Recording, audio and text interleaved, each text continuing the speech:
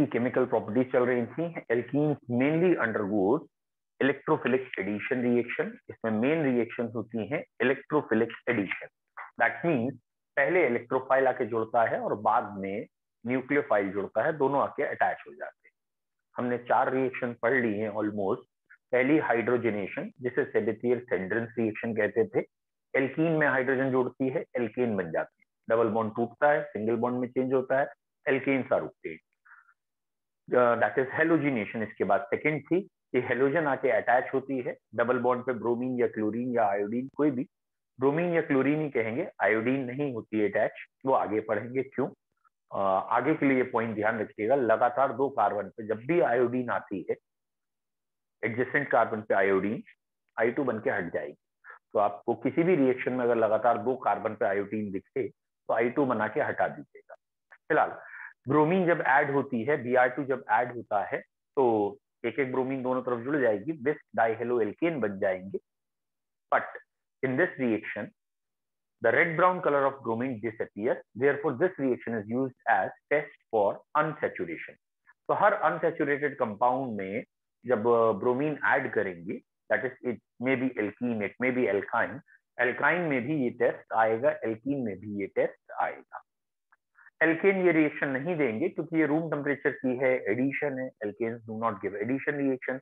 High temperature में वहां substitution होता है, ये लो टेम्परेचर की बात है।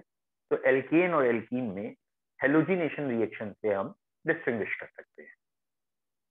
नेक्स्ट पॉइंट था हमारा addition of ozone, that is ozonolysis, most important reaction. Ozonolysis में हम यूजुअली कहते हैं पहले ओजोनाइड बनता है, फिर वाटर और जिंक की प्रेजेंस में टूट जाता है ओजोनाइड और कार्बोनिल कंपाउंड मिलते हैं। अगर आप एल्कीन की ओजोनोलिसिस कर रहे हैं तो 2 कार्बोनिल कंपाउंड मिलेंगे या 2 मोनो कार्बोनिल कंपाउंड मिलेंगे, 2 अलग अलग कार्बोनिल मिलेंगे अगर एल्कीन की है। अगर साइक्लोएल्कीन की ओजोनोलिसिस कर रहे हैं, जैसे कल हमने साइक्लोहेक्सीन की किया था, तो एक ही कंपाउंड मिलेगा लेकिन उसमें 2 कार्बोनिल होंगे, डाई कार्बोनिल। तो एक ही कंपाउंड जिसमें 2 कार्बोनिल हों और वो 2 कार्बोनिल एटलीस्ट बीच में एक कार्बन से सेपरेटेड हो, एटलीस्ट एक कार्बन की डिस्टेंस हो, तो वो डाई कार्बोनिल की ओजोनोलिसिस थी। फिलहाल ओजोनोलिसिस आपके लेवल पे इतनी बहुत है, थोड़ा एक एक लड्डू दे दो। वाटर और जिंक की प्रेजेंस में होगी, जिंक की एब्सेंस में कुछ चेंज हो जाता है स्लाइटली, लेकिन वो अभी आपको नहीं सोचना। और चेंज क्या होता है, जब जिंक नहीं होता तो जो एल्डिहाइड्स बनते हैं वो आगे एसिड्स में चेंज हो जाते हैं विद H2O2, क्योंकि वहां जो H2O2 होता है वो एल्डिहाइड को एसिड्स बना देता है। लेकिन 11th स्टैंडर्ड में अभी एल्डिहाइड एसिड इतने ज्यादा हमारे को फेमिलियर नहीं है, तो आप लोग मत सोचिए, बट मैंने बता दिया है। एक वर्ड और जो लिखना चाहे लिख लेगा कि if zinc is not present, अगर जिंक नहीं मौजूद है ओजोनाइड बनने के बाद, then the aldehyde formed, ketone नहीं, aldehyde, the aldehyde form easily oxidise to acid. तो वो जो एल्डिहाइड बनेंगे वो एसिड में ऑक्सीडाइज हो जाएंगे। This is ozonolysis. चौथी रिएक्शन हमने कल स्टार्ट की थी, एडिशन ऑफ हेलोजन एसिड, कि एक तरफ हेलोजन चली जाएगी, एक तरफ H चला जाएगा, इसे हम कहेंगे एडिशन ऑफ हेलोजन एसिड। जैसे HCl या HBr की हमने एडिशन कल की थी। तो एडिशन ऑफ हेलोजन एसिड में क्या हुआ था, ऑब्वियसली हेलोएल्केन्स बने थे, और उसमें अगर इथीन है तो इथीन में तो कोई टेंशन नहीं है क्योंकि 2 ही कार्बन है, और जिस तरफ चाहे हेलोजन लगा दीजिए, जिस तरफ चाहे हाइड्रोजन लगा दीजिए। बट अगर प्रोटीन में आप HBr ऐड कर रहे हो तो इन जनरल Br बीच में जाके अटैच होता है, और इसे कहते हैं मार्कोनिकॉफ रूल। मार्कोनिकॉफ रूल में क्या था, the negative part of addendum, जो भी ऐड होने आया है उसे एडेंडम कहते हैं, the negative part of addendum goes to that double bonded carbon, वो उस डबल बॉन्डेड कार्बन पे जाएगा, यानी डबल बॉन्डेड कार्बन पे ही हम एडिशन दिखा रहे हैं, which has less hydrogen.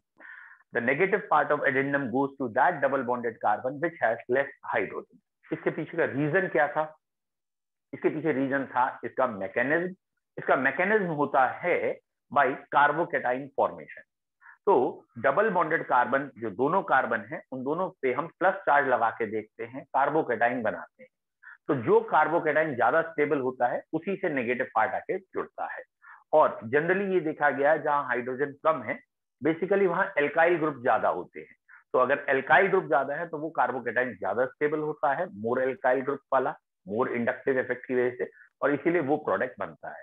तो नेगेटिव पार्ट वहां जाता है जहां हाइड्रोजन कम है। ये कल का था, यहां तक क्लियर है आपको? टाइप 1 2 व्हाटएवर, आपको यहां तक क्लियर है? विजय बसिंह क्लियर है, नविशी क्लियर, दो जनों को तो क्लियर है, वंशिका क्लियर है, कार्तिक क्लियर, सात्विक क्लियर। चलिए नेक्स्ट, आज की पढ़ाई अब हम स्टार्ट कर रहे हैं बेटा। आज है anti Markovnikov rule. Okay, what is anti Markovnikov rule? वो क्या?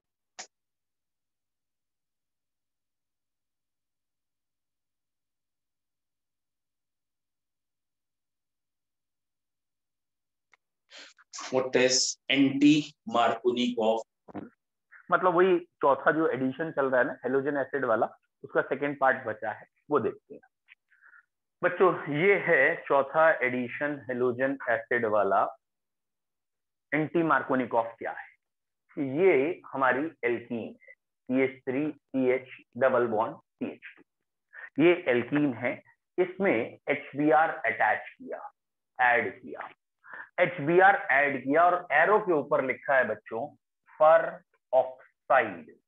एरो पे ये वर्ड लिखा है पर ऑक्साइड। HBr ऐड करने के बाद एरो पे वर्ड लिखा है पर ऑक्साइड। जब पर ऑक्साइड लगा होता है तो हम कहते हैं एंटी मार्कोनिकॉफ रूल।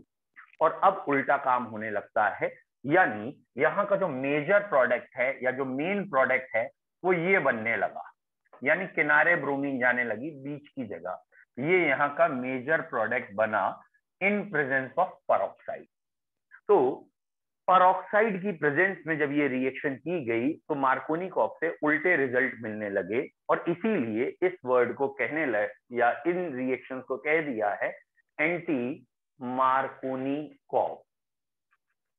ठीक है, what is anti Markovnikov rule? Anti Markovnikov rule क्या हो गया? तो इसको परऑक्साइड इफेक्ट भी कहते हैं, इसको खराश इफेक्ट भी कहते हैं, क्योंकि खराश एंड मायो दो साइंटिस्ट ने डिस्कवर किया था। Therefore it is also known as peroxide effect और खराश इफेक्ट। ठीक है, what is anti Markovnikov rule? क्या हुआ? यहां तक की पढ़ाई से आपको क्या लग रहा है? तो अगर कल की डेफिनेशन भी स्ट्रिक हो जाए तो आप ये कहेंगे परऑक्साइड की प्रेजेंस में जब HBr का एडिशन, HBr ही है, HCl में भी नहीं है, HI में भी नहीं है, तो HBr ही बोलना पड़ेगा। तो परऑक्साइड की प्रेजेंस में जब HBr किसी अनसिमेट्रिकल एल्कीन पे अटैच होने जाती है, परऑक्साइड की प्रेजेंस में जब HBr किसी अनसिमेट्रिकल एल्कीन पे अटैच होने जाती है तो Br उस कार्बन पे जाके जुड़ता है जहां हाइड्रोजन ज्यादा होते हैं। तो नेगेटिव पार्ट उस कार्बन पे जाके जुड़ रहा है which has more hydrogen, and this is known as peroxide effect और एंटी मार्कोनिकॉफ रूल और खराश इफेक्ट। फिर से समझो क्या कहना चाह रहे हैं। साइंटिस्ट ने एक्सपेरिमेंट किया और ये निकाला कि एक प्रोटीन है, उसमें वो HBr डाल रहे हैं, 2 क्लोरोप्रोपेन या 2 ब्रोमोप्रोपेन मेजर प्रोडक्ट बन रहा है, ब्रोमीन बीच में जुड़ रही है। तो मार्कोनी नाम के वैज्ञानिक ने इसकी एक डेफिनेशन बना दी, एक थ्योरी लिख दी, और उन्होंने अपना एक तरीके से थ्योरी पब्लिश कर दी कि इसे मार्कोनिकॉफ रूल कहेंगे कि भैया नेगेटिव पार्ट उस कार्बन पे जाता है जहां हाइड्रोजन कम है। ठीक है, थ्योरी पब्लिश हो गई। अब जो बाकी साइंटिस्ट थे उन्हें कहां पचेगी ये बात, उन्हें तो गुस्सा आ गया, बताओ यार मार्कोनी ने गोली मार मार के आगे बढ़ गया, अब इसकी भी कोई ना कोई टांग खींचेगा। तो एक आध साइंटिस्ट ने कहा देख ऐसा है भाई मार्कोनी, अगर हम इसके पर लगा दें, मतलब पर ऑक्साइड डाल दें तो क्या होगा? पर ऑक्साइड डालने के बाद क्या होगा? क्या होगा? कुछ ना होगा, जैसे हो रहा है वही होगा। बोले ना, ये ना होगा मुन्ना, यहाँ चेंज हो जाएगा और अब उल्टा प्रोडक्ट आएगा, अब हम तुमको भी उल्टा कर दूंगा। और एंटी मार्कोनिकॉफ रूल बना दिया, मार्कोनी का उल्टा एंटी मार्कोनी। क्लियर? जैसे अगर आपको याद हो, सबसे पहले ओल्ड पीरियोडिक टेबल का एक पीरियोडिक लॉ था, वो क्या था periodic law? Physical and chemical properties are in periodic function of atomic mass. Atomic mass सबसे पहले, फिर मॉडर्न पीरियोडिक लॉ हेनरी मोजले ने दिया, उसने क्या बना दिया? एटॉमिक। तो मेंडलीव ने एक लॉ दिया था एटॉमिक मास, बाकी सारी डेफिनेशन वही रखी रही, बाद में आखिरी में एटॉमिक नंबर कर दिया, वो मोज़ले का लॉ हो गया। ऐसे मार्कोनी की पूरी डेफिनेशन लिख दो, negative part of addendum goes to that double bonded carbon. बस जहां है लेस हाइड्रोजन, एंटी मार्कोनी में मोर हाइड्रोजन, ठीक है। तो negative part of addendum goes to that double bonded carbon which has more hydrogen, जिसमें हाइड्रोजन ज्यादा होगी। क्लियर है बच्चों? ठीक, एंटी मार्कोनी ऑफ रूल आया समझ। अब हमें ये पता करना पड़ेगा कि ये इसने कह कैसे दिया, ऐसा हुआ क्या, मतलब ये परऑक्साइड आने पे हो क्या जाता है कि प्रोडक्ट उल्टे बनने लगते हैं, ठीक है। तो परऑक्साइड आने पर मैकेनिज्म बदल जाता है, ये जो रिएक्शन होने का तरीका था ना, ये बदल जाता है। परऑक्साइड आने के बाद फ्री रेडिकल मैकेनिज्म होता है, इसलिए प्रोडक्ट उल्टे बनते हैं। एक बार देखते हैं क्या मैकेनिज्म है। अगर आपको समझ में आ गया तो बहुत अच्छी बात है, और नहीं आया तो हमारे सिलेबस में नहीं, ठीक है। समझ में आ गया वेल एंड गुड, नहीं आया तो सिलेबस में नहीं। चलिए देखिए क्या कह रहे हैं। ये कोई एक परऑक्साइड लेते हैं, बेटा मैं वही परऑक्साइड ले रहा हूं जो बुक्स में है या जनरली ली जाती है, भले ही फॉर्मूला उसका बड़ा थोड़ा सा बड़ा है। This is called as benzoyl peroxide. और ये जो बेंजोइल परऑक्साइड है ये बहुत इजीली टूट जाती है फ्री रेडिकल, और ये अटैक करती है HBr, ओके। और HBr पे अटैक होने के बाद ये चीज अलग हो गई, C6H5COOH। ध्यान से देखना क्या कह रहा हूं, यहीं से मैंने याद रखा है। मैंने कहां से याद रखा है कि C6H5COOH बेंजोइक एसिड, ये हर बच्चा बना सकता है। बस वो जो बेंजोइक एसिड है उसका H हटा के दोबारा यही चीज लिख देता हूं, ये है बेंजोइल परऑक्साइड। केमिस्ट्री में इसे हम शॉर्ट फॉर्म में BPO कहेंगे। BPO मतलब बेंजोइल परऑक्साइड। ये परऑक्साइड जैसे इस पे अटैक करती है तो H को अपने साथ एसोसिएट कर लेती है, Br फ्री रेडिकल अटैक करने के लिए छोड़ देती है। तो यहाँ पहले स्टेप में Br फ्री रेडिकल अटैक करने आएगा, या ये बन गया है। तो यहाँ का अटैकिंग रिएजेंट जो बन गया है वो Br फ्री रेडिकल बना है। अब बच्चों ये रही एल्कीन, और इस एल्कीन पे अटैक करने चल दिए Br फ्री रेडिकल। तो अगर आपको समझ में आया हो तो फ्री रेडिकल से ही जुड़ सकते हैं। इनके पास अनपेयर इलेक्ट्रॉन है और ये अनपेयर इलेक्ट्रॉन के साथ ही बॉन्ड बनाएंगे। तो Br यहां आके जुड़ गए। भैया कहां आके जुड़ गए? किनारे पे। कहने का मतलब ये वाला डबल बॉन्ड फ्री रेडिकली टूटा और Br किनारे पे जुड़ गए और बीच में फ्री रेडिकल बन गया, और ये 2 डिग्री फ्री रेडिकल बना है।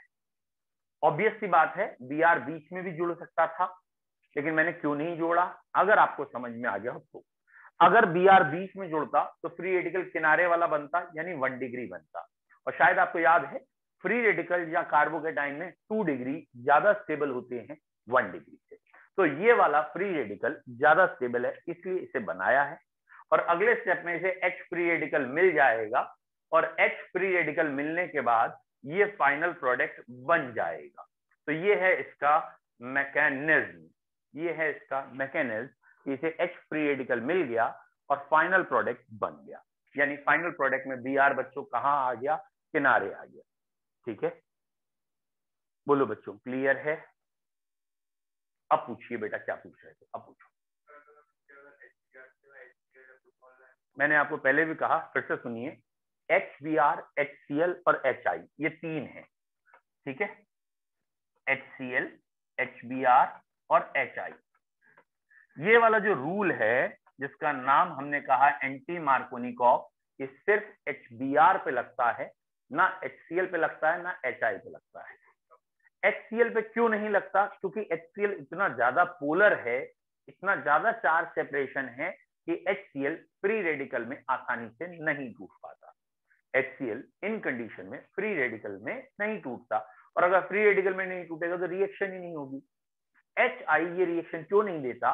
क्योंकि जो I फ्री रेडिकल है वो अनस्टेबल है, वो I2 बना लेता, मतलब HI तो टूट जाता है I फ्री रेडिकल में, लेकिन I फ्री रेडिकल एग्जिस्ट नहीं करता, तो I2 में चला जाता है।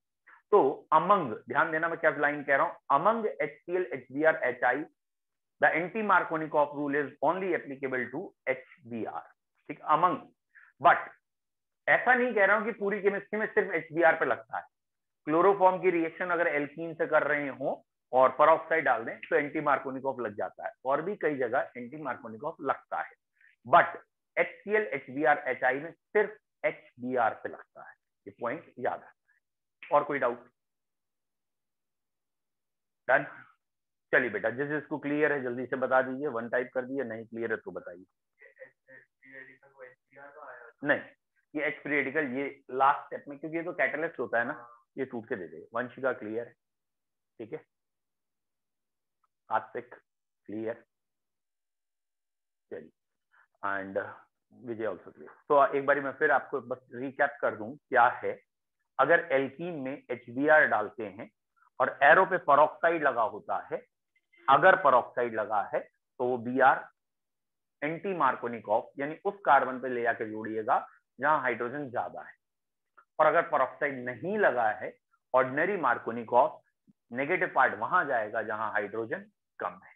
दैट मीन्स एक बारी एक क्वेश्चन देख लेते हैं जिससे कि आपको एग्जाम के लिए, जैसे यूजुअली एग्जाम में ऐसे क्वेश्चन आएंगे बेटा कि ये एक कंपाउंड है विच इज प्रोपीन, और वो कहेंगे इसकी HBr से रिएक्शन कर दीजिए। तो HBr से दो रिएक्शन हो सकती हैं, या तो कुछ भी ना लिखा हो एरो पे, तो जरा ध्यान रखना जब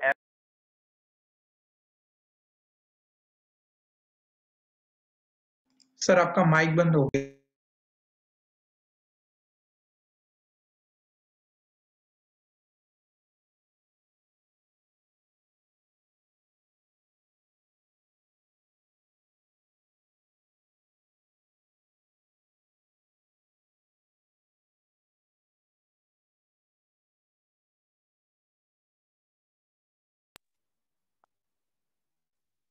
बेटा अब आ रही है वॉइस? यस सर, अब आ रही है। Yes sir. आ रही, आप लोगों को आ रही है ना मेरी आवाज? Yes sir. गुड। तो ये मार्कोनी और एंटी मार्कोनी हो गया, ये रहा एंटी मार्कोनिकॉफ रूल, और ये मार्कोनिकॉफ, मार्कोनिकॉफ बीच में, एंटी मार्कोनिकॉफ किनारे।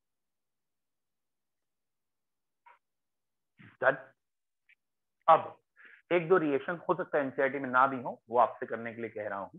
जैसे मैंने अगली रिएक्शन सपोज दैट कह दी है, एडिशन ऑफ क्लोरीन वाटर, ठीक है, सुन लीजिए चाहे लिखिएगा मत ये वाली, एडिशन ऑफ क्लोरीन वाटर,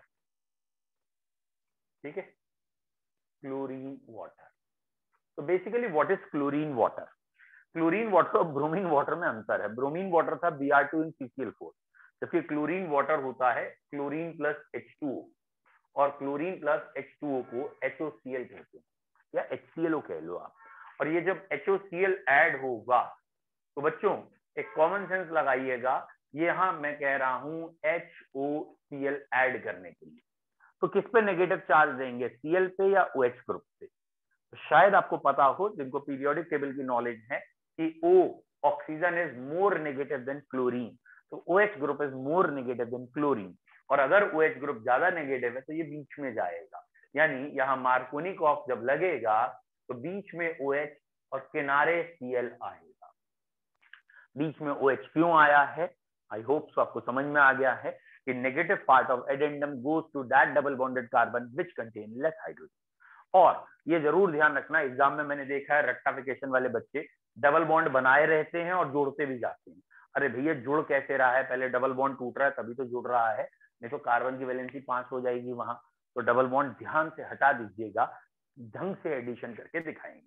तो ये मैंने आपको एक एडिशनल बता दिया, एडिशन ऑफ HOCl, और ये जो कंपाउंड बनता है इसको जनरल भाषा में कह देते हैं क्लोरोहाइड्रिन।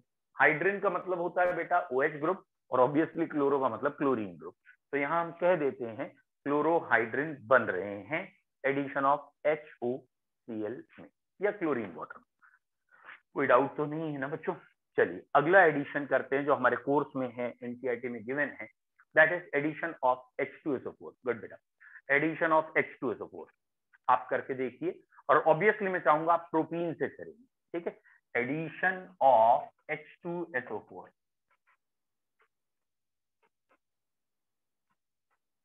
ठीक है, मेरी इच्छा है आप प्रोपीन से करके दिखाएंगे। ये है प्रोपीन, और मैंने आपसे कहा है आप ऐड करके दिखाएं कंसंट्रेटेड H2SO4, कंसंट्रेटेड, ठीक है। अभी बता दूंगा डाइल्यूट क्यों नहीं कहा। बच्चों, एक कॉमन सेंस की बात है कि H2SO4 in general first step में ऐसे आयनाइज होता है, ठीक है, और यही चीज आपको यहाँ लगानी है। और ये नेगेटिव पार्ट आपको कहाँ भेज देना है बेटा? नेगेटिव पार्ट आपको बीच में भेज देना है, और इसे हम कहेंगे एल्काइल हाइड्रोजन सल्फेट। मतलब यहाँ तो H आ गया और यहाँ HSO4 ऐसे दिखाएंगे, and this is alkyl. Alkyl में है ये आइसोप्रोपाइल ग्रुप है, तो इसे आइसोप्रोपाइल हाइड्रोजन सल्फेट कहेंगे, hydrogen sulphate. It is named as isopropyl hydrogen sulphate. फिलहाल जो बन रहा है वो अभी आपके लिए इंपॉर्टेंट नहीं है, अभी ये है H2SO4 से आप मार्कोनिकॉफ लगा पाए, और एक तरफ H और एक तरफ HSO4 नेगेटिव। जो HSO4 नेगेटिव है वो बीच में चला जाएगा मार्कोनिकॉफ। अब इसका सेकंड स्टेप आपके लिए इंपॉर्टेंट है। इसका बच्चों सेकंड स्टेप है कि जब हम इसको वाटर से बॉयल करते हैं, बॉइलिंग विद वाटर, इसको वाटर से बॉयल करते हैं, ये हमारे कोर्स में है, तो दोबारा H2SO4 अलग हो जाता है और वाटर से बॉयल करने पे अल्कोहल बन जाते हैं। ध्यान से देखिए बेटा, क्या कह रहा हूं मैं, क्या आप सब बच्चों को याद है वाटर कैसे टूटता है? H ion and OH ion.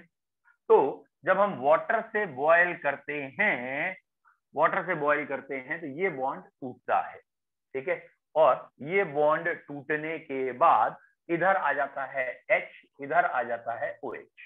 दिख रहा है आपको? एक तरफ H और एक तरफ OH दिख रहा है, अभी डार्क कर लेंगे। और ये H2SO4 अलग हो गया और ये जनाब यहां पहुंच गए और प्रोडक्ट बन गया अल्कोहल। तो H2SO4 अलग और अल्कोहल का फॉर्मेशन हो गया। तो ये अल्कोहल बनाने के लिए यूज होता है। बच्चों, मैंने डाइल्यूट H2SO4 से एडिशन क्यों नहीं कहा? एक्चुअली जब डाइल्यूट H2SO4 होता है तो वो सीधा ही वाटर प्रोवाइड करता है। तो अगर कभी किसी रिएक्शन में कहा है कि इस एल्कीन में डाइल्यूट H2SO4 से रिएक्शन करके दिखाइए, it is propene, okay, propene की डाइल्यूट H2SO4 से रिएक्शन करके दिखाएं, तो डाइल्यूट H2SO4 सिंपली वाटर का एडिशन करेगा। और अगर ये डाइल्यूट H2SO4 लिखा है, आगे से ध्यान रखिएगा, सिंपली वाटर का एडिशन करना है और वाटर के एडिशन में अल्कोहल ही बनेंगे, क्योंकि एक तरफ H और एक तरफ OH, अल्कोहल ही बनेंगे। ओके, ठीक है, ओके। तो ये रहा प्रोपीन, और अगली रिएक्शन आप कॉपी में लिख सकते हैं, एडिशन विद डाइल्यूट H2SO4, और आंसर होगा alcohol obtained by Markovnikov rule. अगर डाइल्यूट H2SO4 से तो डायरेक्ट अल्कोहल, और अगर कंसंट्रेट H2SO4 से है तो पहले एल्काइल हाइड्रोजन सल्फेट, फिर अगर बॉइलिंग विद वाटर करेंगे तो अल्कोहल बनेंगे। ठीक है बेटा, अल्कोहल बनाने के हमने दो मेथड अभी तक पढ़े हैं। पहला मेथड हमने क्या पढ़ा है कि एल्कीन की कंसंट्रेट H2SO4 से करते हैं। मैं दोबारा ही लिख दे रहा हूं, ये रहा एल्कीन और हमसे कहा गया इसकी कंसंट्रेटेड H2SO4 से रिएक्शन क्या होगी। तो बेटा अगर कंसंट्रेटेड H2SO4 है तो वो आयनाइज होता है एक तरफ H और एक तरफ HSO4, क्योंकि कंसंट्रेटेड H2SO4 का मतलब है H2SO4 मैक्सिमम है, वाटर ना के बराबर है। और अब ये अगले स्टेप में बनने के बाद हीटिंग विद वाटर करेंगे, ये साइन हीट का होता है, और हीटिंग विद वाटर पे अल्कोहल बनेंगे। लेकिन अगर आपसे कहा रिएक्शन कराइए डाइल्यूट H2SO4, बच्चों डाइल्यूट H2SO4 का एक बारी मतलब समझो है क्या। डाइल्यूट H2SO4, या आप लोग शायद जानते भी हो कि H2SO4 को डाइल्यूट कैसे करते हैं, H2SO4 में पानी मिला के या पानी में H2SO4 मिला के, ये मत कहना, बात तो एक ही है, ठीक है। तो एक्चुअली क्या है, H2SO4 में अगर हम पानी मिलाएंगे तो this reaction is highly exothermic, और जो हमारा कांच का बीकर है वो एक्सप्लोड करेगा। बिल्कुल सही ऋषि। तो हम वाटर लेते हैं और वाटर में एसिड मिलाते हैं। बिल्कुल सही है सात्विक। वाटर में ड्रॉप बाय ड्रॉप। और डाइल्यूट H2SO4 पता है क्या है, what is bad conductor of electricity, या what is a bad conductor, या नॉन आयनिक है ऑलमोस्ट। वाटर में H आयन OH आयन बहुत कम है। तो जब हम थोड़ा सा H2SO4 पानी में डाल देते हैं ना, तो वो डाइल्यूट H2SO4 का सोल्यूशन हो जाता है। बट बेसिकली उसका रीजन होता है या उसका मतलब होता है वाटर का आयनाइजेशन इंक्रीज कराना, वाटर को कंडक्टिव बनाना, वाटर में आयंस बनाना। तो डाइल्यूट H2SO4 आने का मतलब होता है वाटर में सोर्स है अब H आयन और OH आयन का, और अगर वाटर में H आयन OH आयन का सोर्स है तो यहाँ OH आयन आ जाएंगे एंड अल्कोहल विल। तो अगर डाइल्यूट H2SO4 है तो वो वाटर को आयनाइज कर देता है, वाटर में आयंस होते हैं, डायरेक्ट अल्कोहल। और अगर कंसंट्रेट H2SO4 होता है तो बेटा पहले एल्काइल हाइड्रोजन सल्फेट, फिर बॉइलिंग विद वाटर, वो जो मैंने लिखा that is boiling with water, तो अल्कोहल बन गया। बोलो बच्चों, क्लियर है? Any doubt?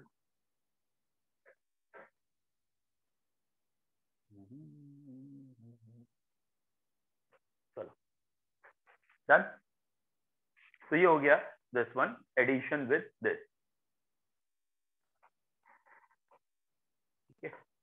नेक्स्ट एक रिएक्शन है हमारे कोर्स में that is called as oxidation. ठीक है, ऑक्सीडेशन ऑफ एल्कीन। कि एल्कीन का ऑक्सीडेशन करेंगे क्या बनेगा, और जो हमारे कोर्स में हम खाली उसी को डिस्कस करते हैं। ठीक है बेटा, एल्कीन का ऑक्सीडेशन KMnO4 से है हमारे कोर्स में। ओके, चलिए एक सेकेंड लगेगा, लेट आई चेक।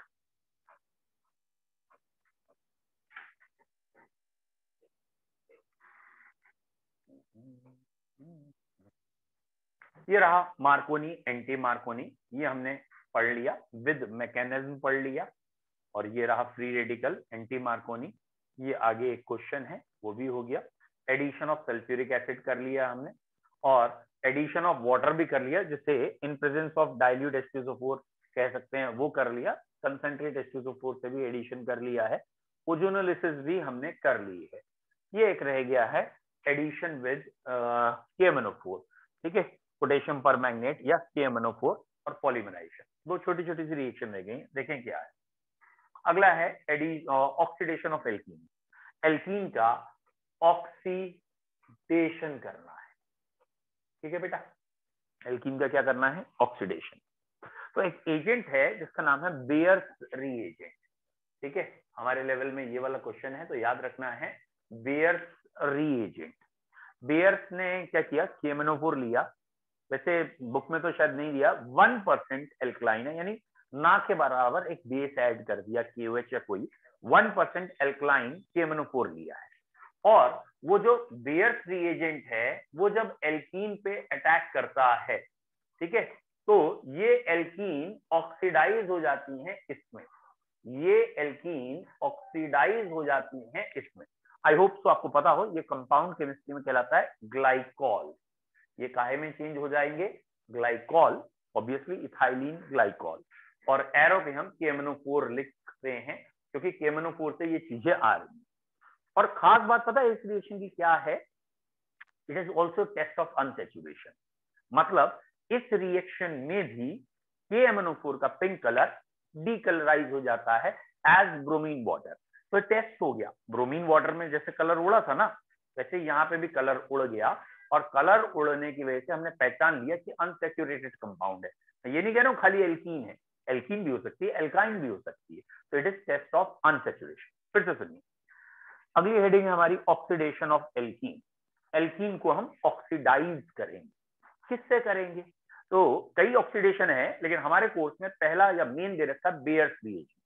अगर हम bears reagent which is 1% cold and dilute alkaline KMnO4, cold and dilute 1% alkaline, लेकिन एनसीईआरटी ने शायद पता नहीं क्यों ये 1% हटा दिया है टर्म।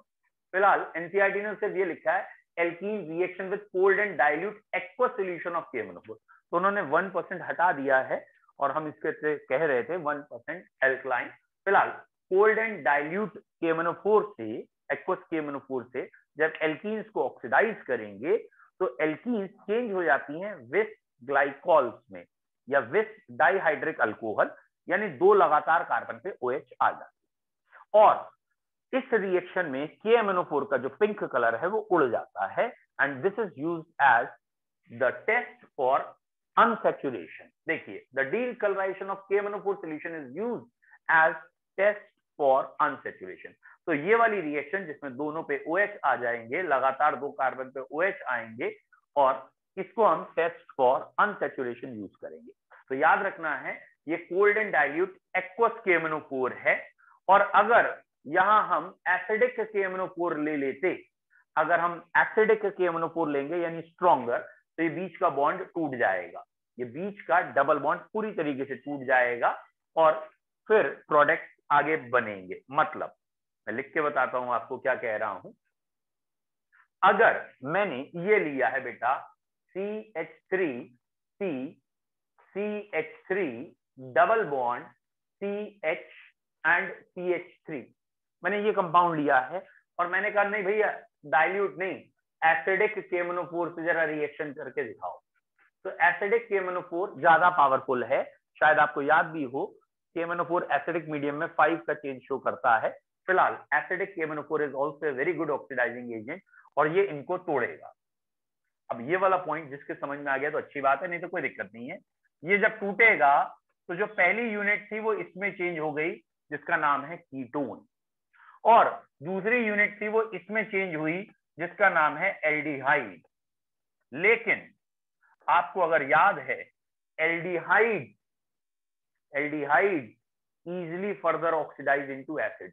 अगर एल्डिहाइड बनेगा तो रुकेगा नहीं KMNO4 से, एल्डिहाइड निपट लेगा। तो ये आंसर साथ में नहीं होगा। क्यों? क्योंकि ये फर्दर चेंज हो जाएगा एसिड में। तो एल्डिहाइड की जगह हमें क्या लिखना पड़ेगा? एसिड।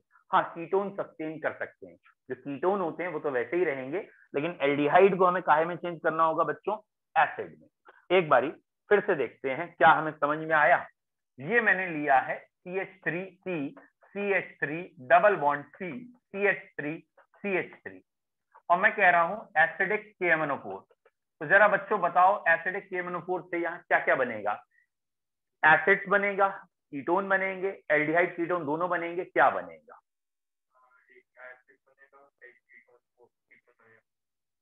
ध्यान से, एल्डिहाइड एंड एसिड। गलत बात, ध्यान से देखिए। Both ketone. आपने वेरी गुड, आपने अगर ध्यान से देखा होता तो एक एक ऑक्सीजन जब इसे और इसे देते तो ये भी 3 कार्बन और बीच में ऑक्सीजन, दैट मींस कीटोन, और ये भी 3 कार्बन बीच में oxygen, ketone, both convert into ketone. और अगर दोनों ही कीटोन हैं तो आगे कोई ऑक्सीडाइज नहीं। समझ में आया? जब एक एल्डिहाइड हो या एल्डिहाइड हो तो।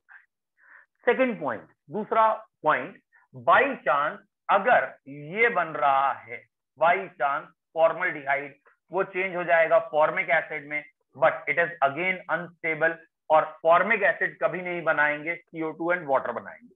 सेकंड पॉइंट, अगर कभी फॉर्मिक एसिड बनता हुआ दिखे तो फॉर्मिक एसिड भी नहीं बनाना है। फॉर्मिक एसिड अनस्टेबल होता है और वो तुरंत चेंज हो जाता है CO2 एंड वाटर में, या KMNO4 की प्रेजेंस में फॉर्मिक एसिड इजीली चेंज हो जाता है CO2 और वाटर में। तो ये रहा अगला क्वेश्चन। बताइए CH3 CH double bond CH2 acidic KMNO4 से क्या बनेगा? एसिडिक KMNO4 से क्या बनेगा? तो यहां पे एसिडिक KMNO4 से इतनी यूनिट से एल्डिहाइड बना पहले, और वो एल्डिहाइड एसिड में चला गया, तो ये एसिड बन गया एसिटिक एसिड। लेकिन ये एक ही कार्बन है, तो एक कार्बन काहे में चेंज हो जाता है? एक कार्बन फॉर्मिक एसिड, एक कार्बन का कीटोन कैसे होगा भाई?